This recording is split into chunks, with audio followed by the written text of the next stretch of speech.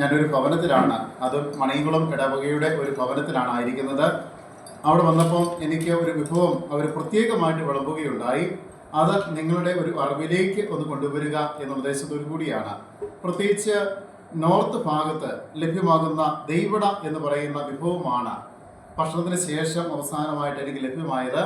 സാധാരണ നമ്മൾ ഐസ്ക്രീമും ഗുലാബ് ജാമും മറ്റു കാര്യങ്ങളൊക്കെയാണ് വിളമ്പുന്നത്. പക്ഷേ ഞാൻ ഗുജറാത്തിൽ നിന്ന് വന്നതായതുകൊണ്ട് ആ ഒരു എക്സ്പീരിയൻസ് കിട്ടുക എന്നുള്ള ഉദ്ദേശത്തോടു കൂടി ഭവനക്കാർ പ്രത്യേകം ചെയ്ത ഒരു ദൈവട പ്രിപ്പറേഷനും അതിനോട് അനുബന്ധിച്ചുള്ള ഇൻഗ്രീഡിയൻസുമാണ് ഇവിടെ നമുക്ക് കാണുവാൻ സാധിക്കുന്നത്. സാധാരണ വടയെ ദൈവടയാക്കി മാറ്റുന്ന ഇൻഗ്രീഡിയൻസ് ആണ് ഈ ഒരു ഭാഗത്ത് കാണാൻ സാധിക്കുന്നത്.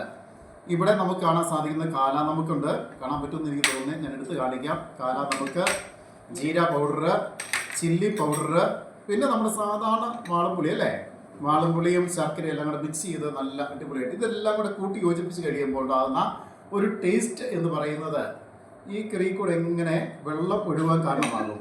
അതുകൊണ്ട് ഞാൻ നിങ്ങളെ കൊതിപ്പിക്കാൻ വേണ്ടിയിട്ടല്ല, മറിച്ച്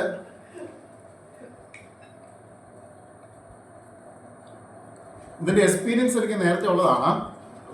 എങ്കിലും അത് വീണ്ടും ഒരു 6 മാസത്തിന് ശേഷം അയവിറക്കുവാനായിട്ട് 2025 എനിക്ക് സാധിച്ചിരിക്കുകയാണ്.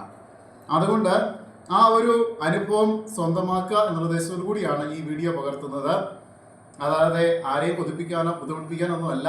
തീർച്ചയായിട്ടും ഒരു പ്രിപ്പറേഷൻ ആഗ്രഹിക്കുന്നുണ്ടെങ്കിൽ ഇതിൻ്റെ ഇൻഗ്രീഡിയൻസ് കാര്യങ്ങളൊക്കെ പറഞ്ഞു തന്നോളാം, ഒരു കുഴപ്പമില്ല. നമ്മുടെ ഇടവക്കാരാണ്, അതുകൊണ്ട് അവരോട് എഴുതി മേടിച്ച് തന്നോളാം. പബ്ലിഷ് ചെയ്യുന്നതിന് കുഴപ്പമൊന്നുമില്ല.